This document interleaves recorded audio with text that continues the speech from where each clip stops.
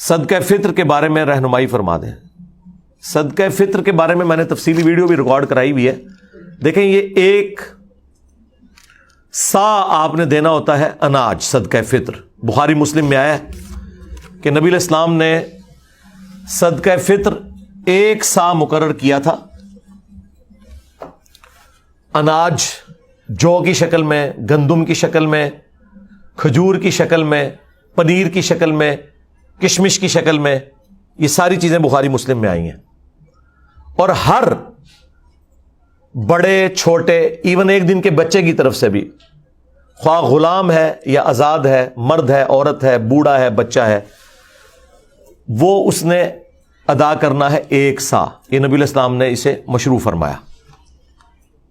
اور ابو داؤد کے اندر حدیث موجود ہے کہ نبی علیہ السلام نے جو روزہ دار کے روزے میں جو کمزوریاں رہ جاتی ہیں نا، کبھی فوش گوئی ہو گئی، کوئی اور گناہ کا کام ہو گیا، اس کی کمپنسیشن کے لیے مشروع فرمایا اسے کہ ہر شخص نے یہ ادا کرنا ہے. اور صحابہ کرام اسے عید سے پہلے پہلے ادا کرتے تھے، اور پریفریبل یہ کہ بالکل آخری دنوں میں آپ اسے ادا کریں. اب اس حدیث کی طرف آئیں جو بخاری مسلم میں موجود ہے کہ وہ سا کیا ہے. سا ایک پیمانہ تھا میئرمنٹ کا نبی علیہ السلام کے مبارک زمانے کے اندر. ایک سا کے اندر 4 مد ہوا کرتے تھے. جس طرح ہمارے زمانے میں 1 کلو گرام کے اندر 4 پاؤ ہوتے ہیں. 1 کلو گرام ہم کتنا لیتے ہیں؟ 1000 گرام. اور 1 پاؤ کتنا ہے؟ 250 گرام. 250 والے 4 ہوں تو 1 کلو گرام بن جاتا ہے. بالکل اس طریقے سے اس زمانے میں 4 مد مل کر ایک سا بنایا کرتے تھے. اور یہ میئرمنٹ تولنے کے اعتبار سے نہیں ہوتی تھی، ماپنے کے اعتبار سے ہوتی تھی. یعنی گڈویاں بنی ہوئی تھیں. جس طرح ہم بھی بچپن میں کبھی محلے میں وہ بیر بیچنے آتا تھا تو وہ گڈویاں بھر کے نا وہ دیتے ہوتے تھے. آج کل تو تول کے ہوتے ہیں نا، گڈویوں کے ذریعے ہوتے تھے. ابھی بھی گڈویوں والا ہے ماپنے والا. دودھ کے کیس میں 1 لیٹر کا ہم نے پیمانہ رکھا ہوا ہے. 1 لیٹر کے اندر 1000 ملی لیٹر ہوتے ہیں. لیکن ہم غلط العام میں پتہ اسے کیا کہتے ہیں؟ 1 کلو دودھ دے دو. حالانکہ اگر آپ 1 کلو دودھ لے رہے ہیں تو وہ 1 لیٹر دودھ سے کم ہوگا، کیونکہ دودھ کا وزن پانی سے زیادہ ہوتا ہے. ہاں 1 کلو گرام پانی اور 1 لیٹر پانی یہ اپنے وزن میں برابر ہوں گے، کیونکہ وہ 1 لیٹر پیمانہ رکھے یہ گیا ہے کہ سٹینڈرڈ پانی کو مانا گیا ہے کہ پانی کا جو وزن ہے نا 1 کلو گرام جو ہو، وہ پانی جتنا والیوم گھیرتا ہے، جتنی جگہ گھیرتا ہے، اسے 1 لیٹر قرار دے دیا گیا اور وہ پیمانہ بن گیا اس کا. لیکن دودھ تو پانی سے تھوڑا وزنی ہوتا ہے. تو دودھ اگر آپ 1 کلو گرام لیتے ہیں نا، 1 کلو گرام دودھ، تو وہ آپ کو 1 لیٹر پانی یا 1 لیٹر جو دودھ ہونا چاہیے تھا اس سے کم پڑے گا، کیونکہ اس کا وزن زیادہ ہے، وہ پہلے ہی پورا ہو جائے گا. ٹھیک ہو گیا؟ یہ میں نے آپ کو کلیریفائی کر دیا. اچھا اب آ جائیں اس طرف. تو اب عرب ملکوں کے اندر تو یہ آج ظاہر ہے وہ عرب کے لوگ پھر اپنی اس ڈکشنری کو ٹرانسفر کر کے باقی لوگوں کو بتاتے ہیں یہ پیمانے تو ان کے تھے. تو اس میں جو سعودی عرب کی فتویٰ کمیٹی ہے نا، اس نے باقاعدہ اس کی کیلکولیشن کی ہے 2600 گرام. یہ فتویٰ کمیٹی نے جو ڈاکومنٹ نکالا نا، ویسے تو اگر یہ پورا 2500 گرام ہوتا تو ہم کہہ دیتے 2.5 کلو، لیکن انہوں نے نکالا ہے اس کا 2600 گرام، یعنی 2.5 کلو کے اوپر 100 گرام. ایک کیلکولیشن یہ چل رہی ہے. ایک اور کیلکولیشن ہے جس میں ذرا پرانے زمانے کی ہے، وہ کنورژن کرتے ہیں نا، 2750 گرام بن رہا ہے، یعنی 2.25 کلو. اور ایک تیسری کیلکولیشن میں 2400 گرام بن رہا ہے، جس میں 1 مد 600 گرام کے برابر ہے، تو وہ 4 مد ایک ساتھ مل کے 2400. تو یہ 3 یعنی چل رہے ہیں 2400 گرام، 2600 گرام، 2700 50 گرام. یہ 2750 جو ہے یہ سیف سائڈ کے اوپر ہے, یہ 3.25 کلو ہے. ٹھیک ہے, تو 2750 گرام یعنی کہ 3.25 کلو یہ اپروپریٹ ہے. ایک سا 2750 گرام 3.25 کلو. اور اگر زیادہ احتیاط آپ نے کرنی ہے راؤنڈ آف کر لیں, 3 کلو ہی دے دیں. 3 کلو کھجور بھی دے سکتے ہیں, ظاہر ہے وہ تو مہنگی پڑے گی, 600 روپے کلو کھجور آلموسٹ ہے 1800. آٹا کتنا کلو چل رہا ہے جی؟ 150. تو اگر آٹا لیں گے 300 تو 450 روپے بن جائے گا. ٹھیک ہے, کشمش لیں گے تو ہزاروں میں بنے گی, پنیر لیں گے ہزاروں میں بنے گی. اچھا یہ سب پھر وہ آپ نے 3.25 کلو یا 3 کلو سب کے لیے وزن ایک ہی ہے, ایک سا, کیونکہ بخاری مسلم میں ہے کہ ایک سا دیتے تھے اناج, اور پھر ساتھ یہ ہے کشمش, پنیر, کھجور, گندم, جو اناج ہے وہ سارے کا سارا اس میں آتا ہے. وزن وہی رہے گا 3.25 کلو یا راؤنڈ آف کر کے 3 کلو. اور یہ جو میں آپ کو یہ فگر بتا رہا ہوں یہ سنی اور شیعہ کے ہاں کامن ہے. ہاں مسلم شریف میں آتا ہے کہ حضرت معاویہ رضی اللہ تعالیٰ عنہ نے جہاں اور کئی معاملات کے اندر سنت میں اپنی رائے کو داخل کیا, اس میں بھی داخل کر دیا تھا. انہوں نے کہا تھا کہ جی ہمارے والی جو گندم ہے وہ اعلیٰ کوالٹی کی ہے, لہٰذا ہم آدھی گندم دیا کریں گے. تو ابو سعید خدری اس پہ ناراض ہوئے. انہوں نے کہا کہ میں جو چیز رسول اللہ سے سن چکا ہوں اور آپ کے حکم پہ عمل کر چکا ہوں, میں تو مرتے دم تک ایک سا ہی دیا کروں گا صدقہ فطر. تو شکر الحمدللہ ماموں پارٹی بھی ایک سا ہی دیتی ہے آج. ہاں وہ ماموں کے مطابق نہیں چل رہے بلکہ بخاری مسلم کے مطابق چل رہے ہیں. تو وہ آپ نے نصف سا نہیں کرنا کہ جی وہ والی گندم سستی ہے تو وہ والی مہنگی ہے. گندم جو آپ کھاتے ہیں وہ. اب اگر کوئی یورپ اور امریکہ میں ہے نا جناب, تو اس نے یورپ اور امریکہ کے ریٹ کے اوپر کرنا ہے. تقسیم بے شک پاکستان میں کرے لیکن کھارا تو وہاں سے ہے نا. یہ تو نہیں ہو سکتا کہ کھارا وہاں ہے اور کیلکولیشن یہاں کی نکالے گا وہ, نہ اس طرح نہیں ہو سکتا. ہاں قربانی کے جانور والا معاملہ ایک الگ ہے, وہ بھلے وہاں خریدے یا یہاں خریدے, وہ تو جانور پورا آپ نے لے لیا نا یا حصہ ڈال لیا, اور وہاں تو وہ پھر اس طرح کرنے بھی نہیں دیتے. لیکن یہ تو آپ نے جو خود کھاتے ہیں نا وہ آپ نے 3.25 کلو سیف سائڈ پہ رہتے ہوئے 3 کلو اناج آپ نے دینا ہے. تو اگر آپ آٹے کے مطابق کیلکولیشن کر لیں, اچھا یہ آٹا بھی 150 روپے کلو اس کے لیے جو 150 والا آٹا, اگر کوئی دیسی آٹا لے رہا ہے اور وہ اوپر ہے تھوڑا سا تو وہ اس اعتبار سے زیادہ ریٹ لگائے گا. ہاں دیسی کا ہے 150 ہے, چلو ٹھیک ہے. پھر سفید آٹا تو اس سے سستا ہوگا, ہاں تو 450 ہے 3 کلو کا, تو ٹھیک ہے 450 آپ کر لیں. اور اگر آپ افورڈ کر سکتے ہیں تو راؤنڈ آف کر کے 500 دیں, زیادہ دینے میں کوئی گناہ نہیں ہے, کم میں مسئلہ ہے. اور یہ آپ کے روزے کے اندر جو کمزوریاں ہیں نا ان کا کفارہ بنے گا, یہ ذہن میں رکھیے گا. اس کے بغیر آپ کے روزے قبول نہیں ہوں گے, ان کی کمزوریاں کمپنسیٹ نہیں ہوں گی. اور اگر اس دن بھی کوئی بچہ آپ کے گھر پیدا ہوا ہے نا, اگرچہ اس نے روزہ رکھنا ہے یا نہیں رکھنا, جو بچے روزہ رکھنے والے ہیں نہیں رکھنے والے, بوڑھے رکھنے والے نہیں رکھنے والے, ہر ایک کی طرف سے گھر کے سربراہ نے وہ دینا ہے. ہاں یہ ذہن میں رکھیے گا. اس میں کوئی روزہ رکھتا ہے یا نہیں رکھتا, ہاں جو بندہ افورڈ نہیں کر سکتا اس کے لیے کوئی نصاب نہیں ہے زکوٰۃ والا کہ ایک بندہ کہے کہ میں امیر ہوں گا تو ہی میں دوں گا. نہیں, ایک عام آدمی بھی دے گا. عام آدمی جو 2 وقت کی روٹی اپنی چلا رہا ہے اس کے لیے ایک صدقہ فطر کے برابر اللہ کی راہ میں خرچ کرنا کوئی مشکل نہیں, وہ دے گا. کس کو دے گا؟ اپنے سے زیادہ غریب لوگوں کو دے گا. اس میں جو امام شافعی نے تھوڑا سا غلو کیا اور اہل حدیث بھی حنفیوں کی ٹسل میں اس طرف چل پڑے کہ چونکہ احادیث کے اندر اناج آیا لہذا اس کے ایکویلنٹ پیسے نہیں نکالے جا سکتے. آپ کو پتا ہے یہ بات, اہل حدیث کہتے ہیں کہ اگر کسی نے 2.5 کلو یا 3.25 یا 3 کلو اناج کے پیسے دے دیے تو اس کا صدقہ فطر ادا نہیں ہوگا. حنفی کہتے ہیں نہیں, پیسے بھی دے سکتے ہیں اور آپ اناج بھی دے سکتے ہیں. میرا موقف امام حنیفہ کے ساتھ ہے. یہ جو اہل حدیث نے مسئلہ کھڑا کیا اور امام شافعی سے مستعار لیا حنفیوں کی ٹسل میں, یہ بالکل باطل ہے. مجھے بتائیں اب جتنی آبادی ہو چکی ہوئی ہے, اگر آپ اسے راشن میں ٹرانسلیٹ کرنا شروع کر دیں پھر تو مدرسوں اور مسجدوں کے باہر لا کے بڑی بڑے ٹرک اور کنٹینر کھڑے کرنے پڑیں گے. یہ پاسبل ہے آج کے دور کے اندر. اور پھر جن مولویوں کو آپ مسجد میں جاتے ہوئے پیسے دے رہے ہیں ان سے پوچھیں کہ یار تم نے اتنا جو اکٹھا کیا ہے پیسہ, بعد میں راشن لیتے ہو پھر اس کا؟ ہو سکتا ہے آپ کو کہہ دیں ہم لیتے ہیں, لیکن لیتے کوئی نہیں ہوں گے. کون لے گا یار؟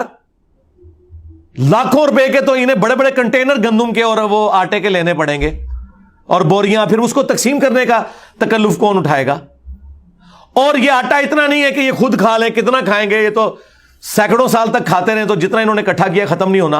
اور بس وہ پیسے لگا رہے ہیں اپنی گاڑیوں کے پیٹرول کے اوپر اور اپنے گھر کے بجلی کے بلوں کے اوپر. تسی خوش ہو, صدقہ فطر ادا کرتا ہے, تسی ہوندے رہو خوش. تو یہ باطل مسئلہ ہے, اور اس میں میں علمی ان کو اینٹی وینم اور الزامی جواب دیتا ہوں کہ زکوٰۃ جو ہے وہ آپ کی دولت کا 40واں حصہ ہوتا ہے, آپ نے ہر سال نکالنی ہے 2.5%. تو مجھے بتائیں, کیا ہم سونے کی زکوٰۃ جب نکالتے ہیں تو اس سونے کو توڑوا کے اس کا 40واں حصہ دیتے ہیں, یا اس کے برابر کرنسی دیتے ہیں اللہ کی بارگاہ میں؟ کرنسی. ادھر کبھی کسی اہل حدیث نے نہیں کہا کہ جی نہیں, وہ سونے کے بدلے سونا ہی دینا ہوتا ہے, کیونکہ زکوٰۃ تو سونے کے اوپر ہے اور سونا نکالنا ہے, چاندی کے بدلے چاندی نکالنی ہے. وہاں تو کوئی نہیں کہتا. وہ کیا کہتے ہیں جی ایکویلنٹ ہی ہے جی اس کے, ہاں ایکویلنٹ ہی ہے اس کے. تو یہ بھی ایکویلنٹ ہے. ایک غریب آدمی کو آپ راشن ڈلوا دیں, ایک غریب آدمی کو راشن کے پیسے دے دیں, یہ ایکویلنٹ ہے صدقہ فطر کے بھی. اور اس طریقے سے قرآن میں جو ہے کہ روزہ چھوڑنے کا جو فدیہ آپ نے دینا ہے, ایک وقت کا ہی کھانا ہے. وہاں پہ میں حنفیوں کے ساتھ نہیں ہوں, حنفی کہتے ہیں 2 وقت کا کھانا ہے, خود سے انہوں نے دین میں داخل کیا ہے. وہاں اہل حدیث کا موقف ٹھیک ہے. دیکھیں ہم تو بیلنس چلتے ہیں, جس کی جو بات درست ہے اس کو صحیح کہتے ہیں. کہ قرآن میں جب آیا نا کہ آپ نے روزے کے بدلے فدیہ دینا ہے, تو قرآن کو کوئی آر نہیں تھی یہ کہنے میں کہ 2 وقت کا کھانا. آج کل تو بھائی 3 وقت کا کھانا ہے, ہم تو 3 وقت کھاتے ہیں عموماً. تو قرآن نے کہا کہ آپ نے مسکین کو فدیہ دینا ہے جو اوسطاً تم کھاتے ہو. تو اس کا مطلب ایک عام آدمی بھی, ایک گورا بھی پہلی دفعہ جب قرآن پڑھے گا نا, تو اس کا مطلب یہی لے گا کہ ایک مسکین کو 1 وقت کا کھانا کھلانا ہے. حنفیوں کا 2 وقت کا کھلانا باطل ہے, کیونکہ آج کل تو ہم 3 وقت کھا رہے ہیں. پھر ہر زمانے کا, ہر علاقے کا اپنا کلچر ہے. وہ بات ٹھیک ہے کہ ایک کھانے کے ایکویلنٹ, خواہ اسے کھانا کھلا دیں مسکین کو, خواہ اسے اتنی رقم دے دیں. اور یہی موقف تمام کفاروں کے لیے ہے. وہ 60 مسکینوں والا ہو, خواہ وہ 1 مسکین والا ہو, سب کا ایکویلنٹ یہ ہے کہ آپ پیسے بھی دے سکتے ہیں اور کھلا بھی سکتے ہیں. یہ آپ کی مرضی ہے, یہ اس کے اندر ٹالرنس موجود ہے. لہٰذا میں صدقہ فطر کے حوالے سے بالکل کلیئر ہوں. اگر آپ پیسے بھی دیتے ہیں کوئی ایشو نہیں ہے, اور جو لوگ زیادہ افورڈ کر سکتے ہیں وہ 3 کلو یا 3.25 کلو کشمش کی رقم کیلکولیٹ کریں. اب مجھے تو اس کی قیمت پتہ ہی نہیں کہ اس وقت کیا ہوگی, کیونکہ ہم تو اس طرح یہ کوئی آئٹم نہیں ہے, یہ تو چھٹانک برابر لیا جاتا ہے, اتنا مہنگا ہے. تو وہ ہزاروں میں بن رہا ہوگا. پنیر, چلے پنیر کی تو ہم کیلکولیشن کسی حد تک کر سکتے ہیں اس اعتبار سے کہ دیسی گھی کا کیا ریٹ چل رہا ہے جی آج کل, 3,000 روپے کلو, تو 9,000 روپیہ ہوگا اگر آپ دیسی گھی بھی دے سکتے ہیں. یہ بھی وہ ساری مصنوعات ہیں جو آپ کے کامن یوز میں. تو کسی کو زیادہ شوق ہے خرچ کرنے کا اور اسی مد میں, تو 9,000 روپیہ ایک گھر کے فرد کی طرف سے بے شک دے. 3 کلو دیسی گھی, جو چیزیں آپ کے کھانے کے یوز میں ہیں, اناج کی شکل میں ہو, کیونکہ وہاں پنیر آیا تھا نا, تو وہ آپ دے سکتے ہیں. وہ آپ کی مرضی, جس طریقے سے آپ مرضی کریں. وہ اللہ تعالیٰ نے آپ کو ٹالرنس دی ہوئی ہے, لیکن بہتر یہی ہے کہ آپ وہی چیزیں جو احادیث کے اندر آئی ہیں, جو کشمش, پنیر, گندم اور اسی کی فارم آٹا, کھجور, یہ آپ دے سکتے ہیں. کھجور کی کیلکولیشن چلے آسان ہے, جو اچھی والی تھوڑی سی نارمل کھجور ہے وہ 600 روپے کلو ہے, تو 1800 بن گیا. چلے 2,000 روپے آپ فیکس دے دیں.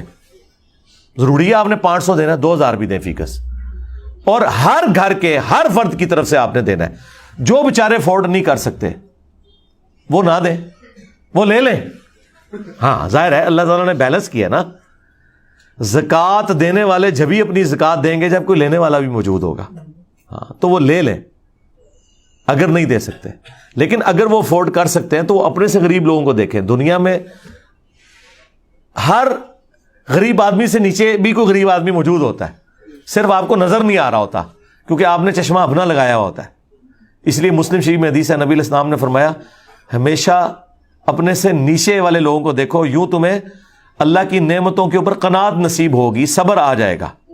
اوپر نہ دیکھو, اوپر کا تو اینڈ ہی کوئی نہیں ہے. اچھا اوپر جہاں دیکھنا چاہیے وہاں اوپر دیکھتے ہی کوئی نہیں, اور وہ ہے آخرت کے معاملے میں. ادھر کہتے ہیں بڑے گناہگار ہیں جی, کتنے نبی صلی اللہ علیہ وسلم انہوں نے صحابہ, ٹھیک ہے, یعنی وہ یہ کہہ رہے تھے ابو جہل پڑھنا جائے, سانو یہ نہ کہو کہ ابو بکر عمر عثمان و علی کے راستے پہ چلے. جہاں ہمیں کوشش کرنی چاہیے اعلیٰ درجے کی کہ ہم پیغمبروں کا پڑوس جنت میں حاصل کریں, وہاں کہتے ہیں سیدھے بڑے گناہگار ہیں, اور دنیاوی معاملات میں دوسری طرف چل پڑتے ہیں. یہ انسان اپنے آپ کو دھوکہ دے رہا ہوتا ہے, اس سے زیادہ کچھ نہیں ہے. اور نبی علیہ السلام نے بالکل اپوزٹ اس کے تعلیمات دی ہیں. بخاری مسلم میں حدیث ہے, اے اللہ محمد اور آل محمد کو بس اتنا ہی رزق دینا کہ ان کی روح اور جسم کا رشتہ برقرار رہے, بس سانسیں میری چلتی رہیں, اتنا رزق کافی ہے. ہاں, بخاری مسلم دونوں میں حدیث ہے. عائشہ سلام اللہ علیہا کہتی ہیں کہ بعض اوقات 1 مہینہ, بعض اوقات 2-3 مہینے بھی گزر جاتے تھے, ہمارے گھر چولہا نہیں جلتا تھا, 2 کالی چیزوں کھجور اور پانی کے اوپر گزارا ہوتا تھا, اور وہ بھی ٹنوں ٹن نہیں, 2 کھجوریں صبح 2 شام کے وقت, یہ ٹوٹل خوراک تھی.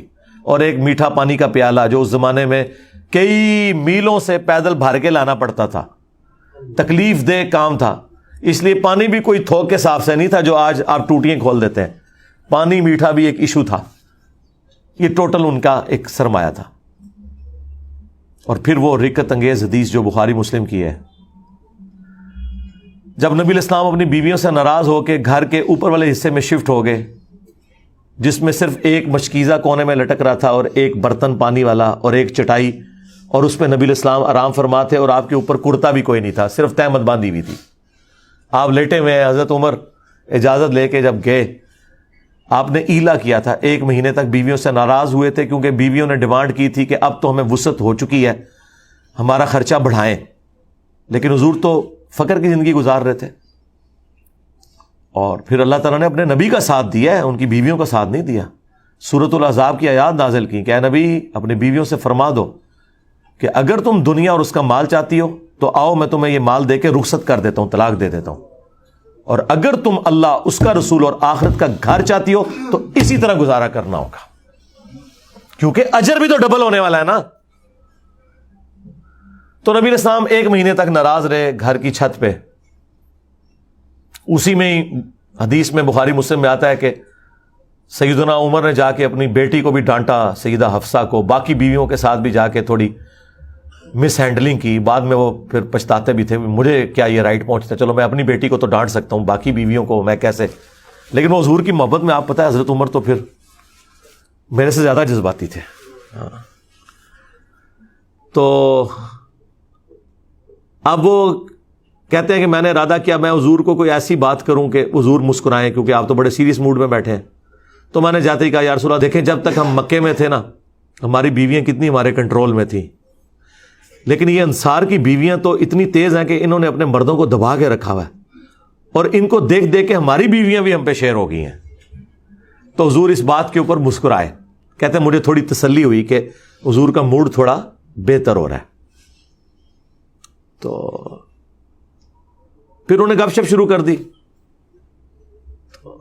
پھر نبی علیہ السلام کی جب وہ حضور پھر اٹھ کے بیٹھے جب, تو آپ کے کندھے کے اوپر چٹائی کے نشان تھے, اوپر کرتا بھی نہیں تھا, یا اگر چادر تھی تو چادر تو پھر اس طرح لی جاتی ہے تو احرام کی شکل میں بعض اوقات تو وہ نشان. حضرت عمر نے رونا شروع کر دیا کہ یا رسول اللہ آپ اللہ کے رسول ہیں اور آپ کی یہ حالت ہے, اور کیسر و کسرا دنیا کے مزے لوٹ رہے ہیں, اور آپ اللہ کے پیغمبر ہو کر دنیا اور آخرت میں انسانیت کے سردار ہو کر آپ کی حالت ہے. تو نبی علیہ السلام نے ایک جملہ بولا, بڑا سخت جملہ تھا. آپ نے فرمایا لگتا ہے عمر دنیا کی حقیقت ابھی بھی تم پر نہیں کھلی. باقی بابے تو شاہی کوئی نہیں, تبھی تو یہ نذرانے بٹور رہے ہیں. حضرت عمر پہ تو پھر بھی کھل گئی یہ جملہ سن کے, ان پہ آج تک نہیں کھلی, آج تک آپ کے چندے بٹور رہے ہیں, آپ کے چندوں کے اوپر عیاشیاں کر رہے ہیں, اور آپ کہتے ہیں ہمیں کچھ دیں گے, آپ ان کا چندہ بند کریں گے روڈوں پہ آ جائیں گے.